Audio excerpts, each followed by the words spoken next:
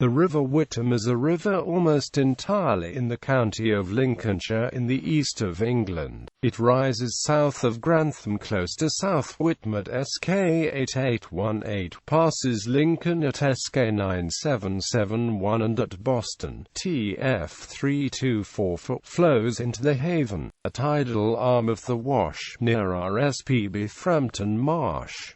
The name Witham seems to be extremely old and of unknown origin. Archaeological and documentary evidence shows the importance of the Witham as a navigation from the Iron Age onwards. From Roman times it was navigable to Lincoln, from where the Foss Dyke was constructed to link it to the River Trent. The mouth of the river moved in 1014 following severe flooding, and Boston became important as a port. From 1142 onwards, sluices were constructed to prevent flooding by the sea, and this culminated in the Great Sluice, which was constructed in 1766.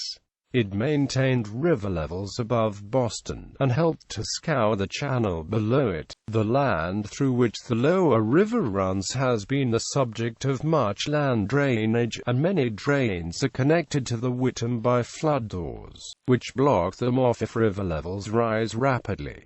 The river is navigable from Brayford Pool in Lincoln to Boston. Its locks are at Lincoln, Bardney and the Grand, Great Sluice. Passage through the latter is restricted typically to 12-hour intervals during daylight, when the tidal levels are suitable. The river provides access for boaters to the Witham navigable drains, to the north of Boston, and to the south 40-foot drain to the south, which was reopened as part of the Fens Waterways Link, a project to link the river to the Nene flowing through the city of Peterborough. From Brayford Pool the Foss Dyke navigation links to the Trent route. The Witham's course is one of the strangest of British rivers, the result of glaciation redirecting older rivers. The source of the river is on high ground near South Witham, Lincolnshire, from whence it flows generally north, very close to and almost parallel with the Trent around the outskirts of Newark, before turning east towards Lincoln. The upper waters are important for agricultural water extraction and for coarse fish such as roach, common bream and pike, small mammals like water voles, and native crayfish. A gap in the limestone scarp near Ancaster may represent an earlier, straighter course of the river towards Boston, a proto-river slee. From near Claypole to Beckingham, the river forms the boundary between Lincolnshire and Nottinghamshire. From North Witham to Long Bennington, the river largely follows the line of the A1, which crosses the river near Easton. In Lincoln, the river flows into Brayford Pool and exits along a narrow channel that passes under the medieval High Bridge. The bridge not only restricts navigation due to its small size, but the volume of water that can pass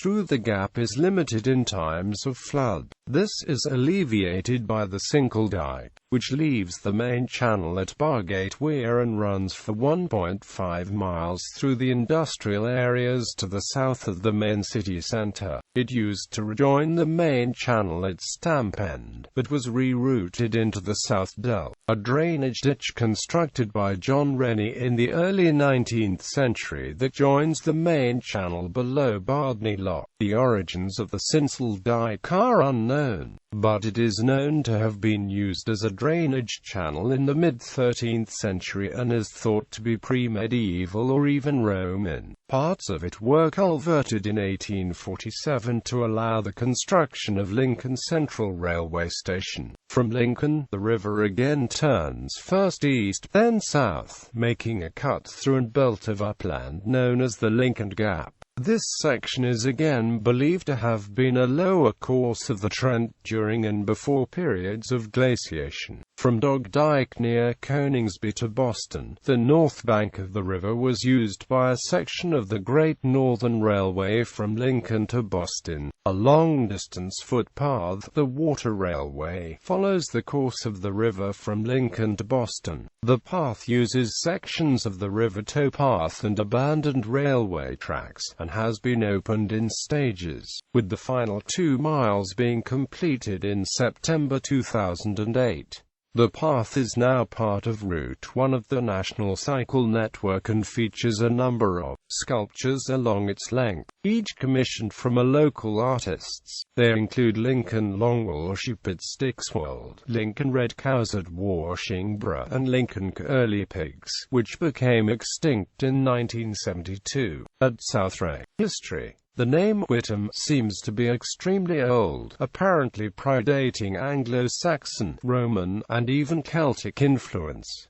The meaning is not known. Archaeological evidence points to river navigation as far back as the Iron Age. Artifacts such as the Witham shield and Fiskerton boat have been recovered and are on display at the British Museum in London of the collection in Lincoln. The Witham, which was originally tidal up to Lincoln, was an important navigation in Roman times. Lincoln, the meeting point of Ermine Street, joining London to York, and Fosse Way, leading to Leicester and Bath, was an important Roman fort that became one of only 4 colonia in Britain. Most important Roman cities were situated near navigable water, which enabled goods to be transported in bulk. But Lincoln did not possess this advantage, and so the Romans constructed the Fosse Dyke from Lincoln to Torksey on the River Trent, improved the River Witham from Lincoln to the Wash, and built the Car Dyke from Lincoln to the River Cam near Cambridge. The Witham thus gave Lincoln access to the east coast, while the Fosse Dyke gave access to the Trent and further on to the Humber. Trading continued throughout the medieval period, evidenced by the importance of Torksey,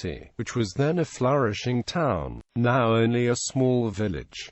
However, the Fosse Dyke needed much maintenance to keep it clear of silt. Henry I had overseen the scouring of its channel, and there were inquiries in 1335, 1365, and 1518 to consider the state of the Fosse Dyke and to compel the inhabitants of the region to maintain it. Lincoln was a centre for the collection of business taxes, but this came at the cost of maintaining the waterways, and having finally decided it was too large a cost, James I presented the Fosse Dyke to the city of Lincoln. The Witham originally flowed into the Wash at Bickerhaven, where the port of Drayton was established in the Welland estuary, and it was only as a result of massive flooding in 1014 that it diverted itself to flow into the haven at Boston. This gave rise to the growth of Boston as a port in the 12th and 13th centuries, exporting wool and salt to the Hanseatic League, though Boston only received its charter in 1545.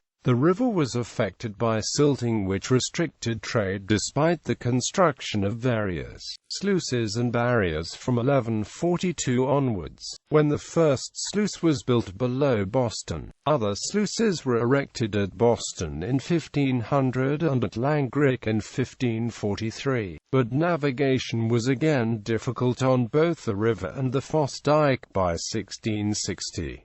In 1671 an Act of Parliament was obtained for the improvement of the navigation. In 1743, John Grundy, Sr. and his son John Grundy, Jr. were commissioned to produce a detailed survey of the river. They produced an engraved map in 1743 and a printed report is running to 48 pages in the following year. The main recommendation was a 7-mile new cut to eliminate the prodigious meandering course of the channel above Boston. Although the estimated cost of £16,200 dissuaded the landowners from taking action at the time, the report formed the basis for improvements in the 1760s. Canalization. Following meetings of landowners held in 1752 and 1753, they asked John Grundy Jr., as his father had died in 1748, to re-evaluate his plans from 1744 and consider a plan for a grand sluice that had been produced by Daniel Coppin in 1745.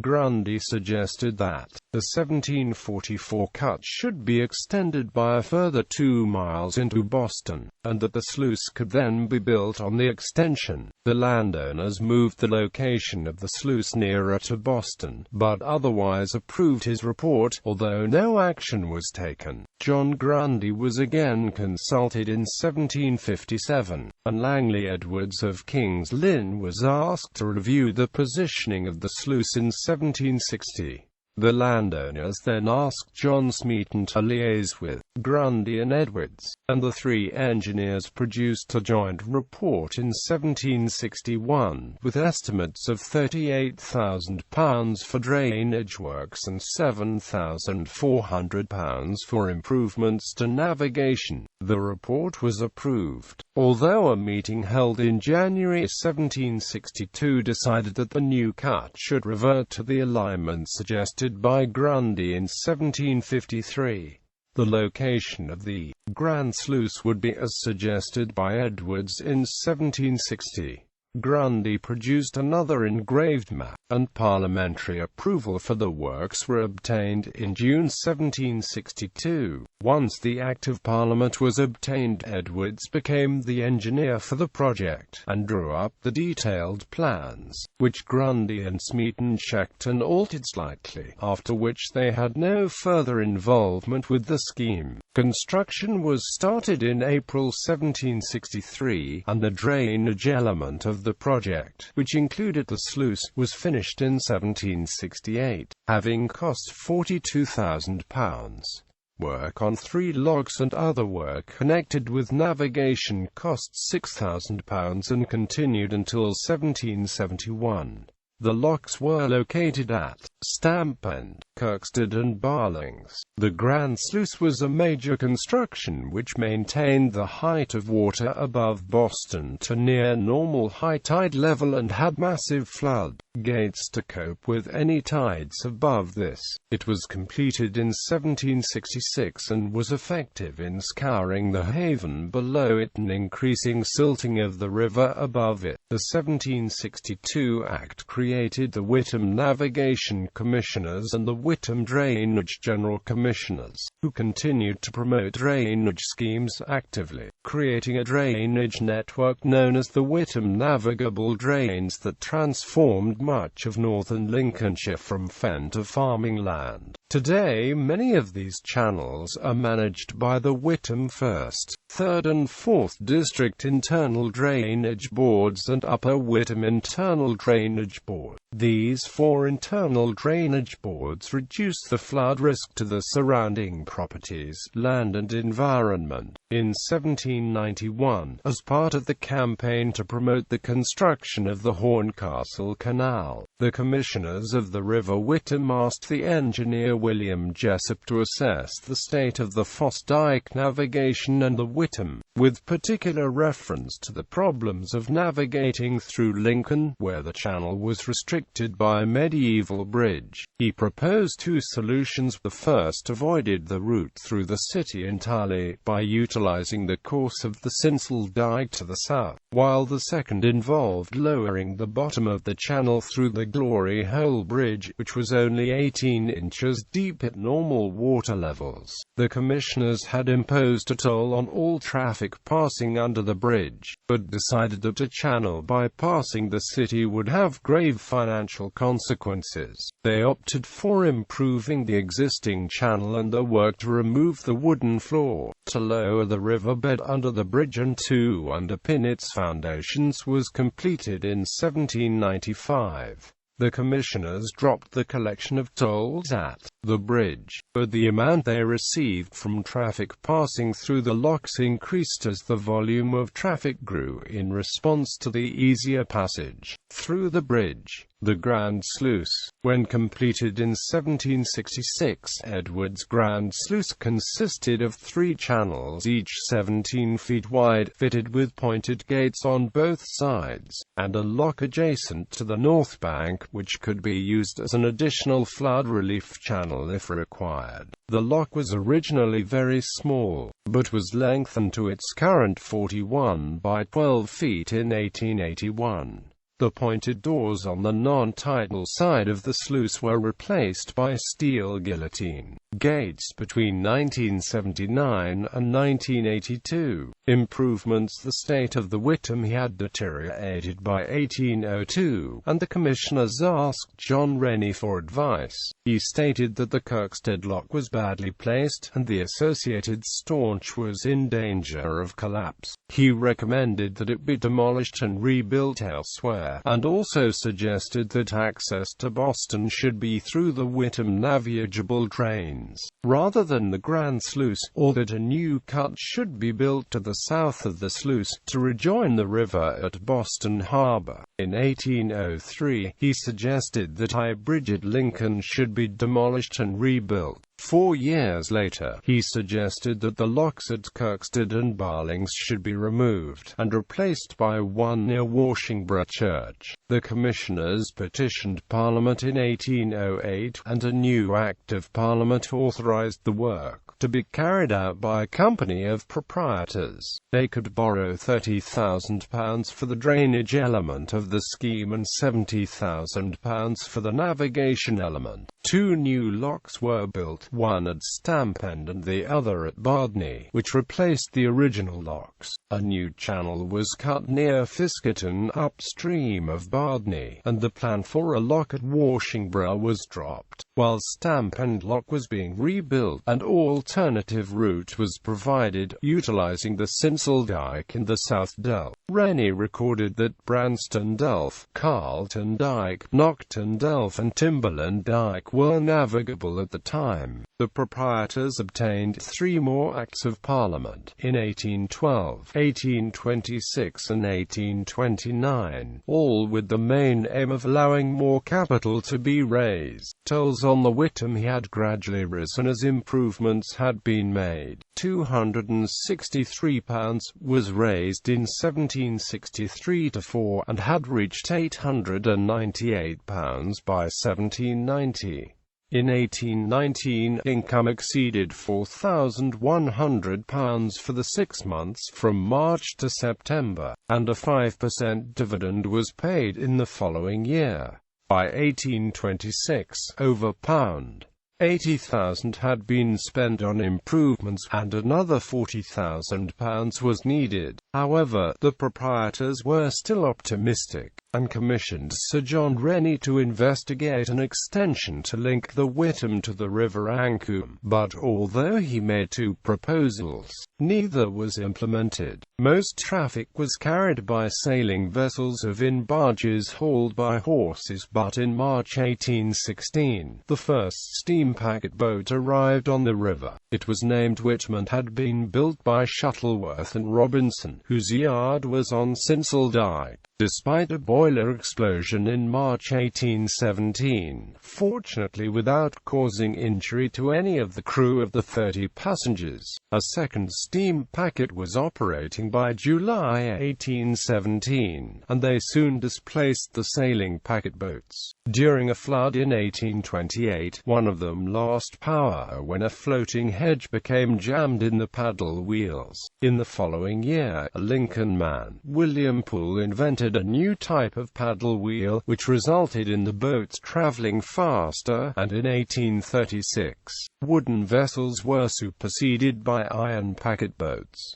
Railways reached Lincoln in August 1848, 15 years after the first proposal. The Wakefield, Lincoln and Boston Railway hoped to build railways in the area and negotiated with the proprietors and those of the Fosdyke. Under the arrangement, they would take over both navigations and guarantee a fixed income for the proprietors. They would then merge with the London and York Railway. Both proposals had been absorbed into the Great Northern Railway by the time an Act of Parliament was obtained, but the original agreement was retained, and the GNR leased the Witham for 999 years for a payment of £10,545 per per year to the proprietors. This figure represented the average profits for the previous 3 years plus 5%. The railway company also agreed to pay the interest on mortgages amounting to £24,692 which the proprietors held, but had redeemed them by 1857.